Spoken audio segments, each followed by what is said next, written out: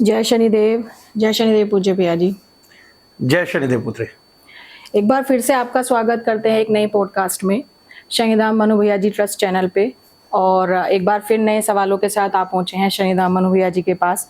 आइए सवालों का सिलसिला शुरू करते हैं। जय शनिदेव पूज्य भैया जी। जय शनिदेव पुत्री। पूज्य भैया जी, साधकों के सवाल है और जो यहाँ से जुड़े हैं उन लोगों के सवाल है जी। तो साधकों का सवाल आया है कि मंत्र जाप से ओरा बनता है, तो अलग अलग मंत्र जाप करने से अलग अलग ओरा बनता है क्या सिर्फ एक ही ओरा बनता है?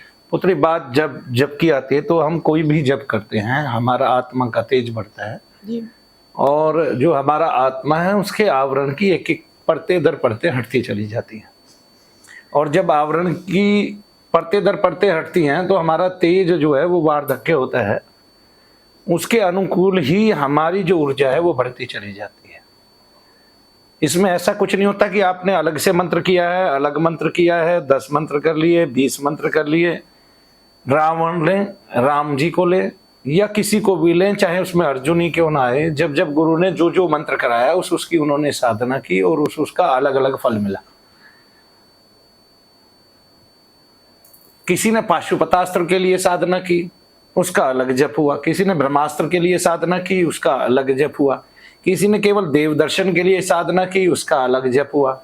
तो सभी जपों का फल लास्ट में एक ही होता है कि उनका तेज बढ़ जाता है, यश बढ़ता है, मान सम्मान बढ़ता है और उनका जो आत्मा है उससे कलंकित वायु का अनावरण हटता है। उसकी परतें दर परतें हटके जो कालापन है, जो कलंकित वायु है वो हट जाती है और स्वच्छ आकाश का दर्पण की तरह, जैसे दर्पण में हम सूर्य को देखते हैं ऐसे ही दर्शन होता है और कालापन खत्म हो जाता है। तब दर्पण के अंतर में जो कालिमा है वो खत्म हो जाती है, क्योंकि दर्पण के पीछे भी एक परत होती है जो काली होती है, जिसके कारण हमें अपना चेहरा दिखाई देता है, या किसी अन्य कलर की होती है, लेकिन वो ज्यादातर धूम्र कलर की ही होती है जिससे हम अपने आप को देख पाते हैं। तब जो स्वच्छ प्रकाश है वो जब यहाँ पर मध्य आकाश में होता है, हृदय आकाश में होता है, तब हम उसमें आत्मा का दर्शन कर पाते हैं। तो आप जितना जप करते जाएंगे, चाहे अलग अलग देवी देवताओं के जप करें, अलग अलग देवी देवताओं का ही जप करना चाहिए सभी को। पुत्री, सबका एक इष्ट होता है और उसको जब हम जाप करके इस इष्ट की प्राप्ति करते हैं तो हमें अनंत जप करने चाहिए, सभी देवताओं के साधन करने चाहिए। जैसे वशिष्ठ जी ने एक बार भगवान सूर्य की शरण में, जब रावण से युद्ध हो रहा था, तो भगवान सूर्य की शरण में उनको भेज दिया। राम राम महाभाव शृणु गुह्य सनातनम येन सर्वा नरेन वत्समरे विजय शिष्य से, कि आप भगवान सूर्य के इस आदित्य हृदय स्तोत्र को कहिए, तब आपको विजय मिलेगी, रावण पर जीत हासिल होगी। फिर जब राम भगवान जो है क्या कहते हैं समुद्र को पार करने लगे, तो 3 दिन की उन्होंने समुद्र देवता की ही प्रशंसा की और उन्हीं का जप किया। इस तरह से जब जिसकी आवश्यकता हो जीवन में उसी का जप करें। सारे देवी देवता मूल में तो एक ही हैं, एक तेज से सभी व्याप्त है। भगवान की एक आधार शक्ति है, एक भगवान स्वयं है।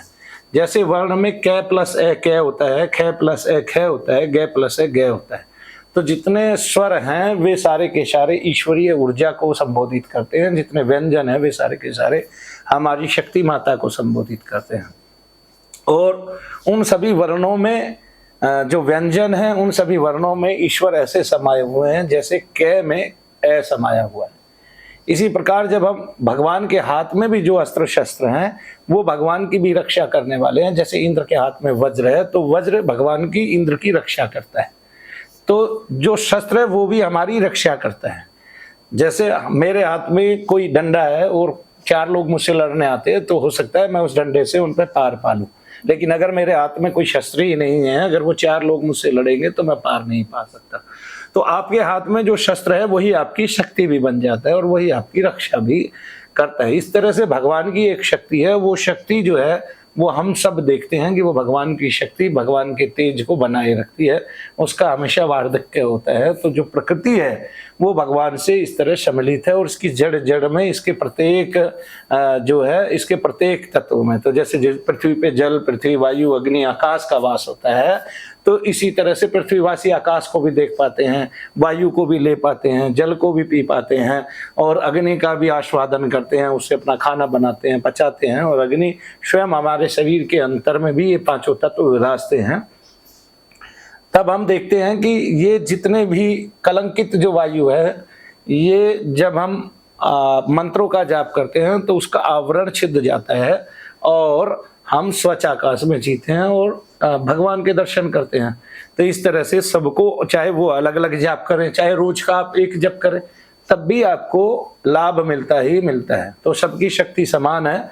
तो आपकी जो ऊर्जा है वो आपकी आत्मा की ऊर्जा है, उसका अनावरण होता है। और वापस एक दुकानदार के पास जाते हैं, आपके उसके पास सभी सामान मिलता है, ठीक है ना। कोई वश्याकर्षण करे ऐसा नहीं संभव हो सकता, ठीक है ना। क्यों? क्योंकि जो शरीर में प्रेतादिक होते हैं इनके लिए मारण, उच्चाटन, विद्वेषण, इनका छेदन भेदन सब होता है। ताड़न विदारण होता है, मारण होता है, उच्चाटन होता है, विद्वेषण होता है, इनका वशीकरण भी होता है, वश्याकर्षण होता है, मोहनाकर्षण भी होता है, और इनका लोग निग्रह भी करते हैं।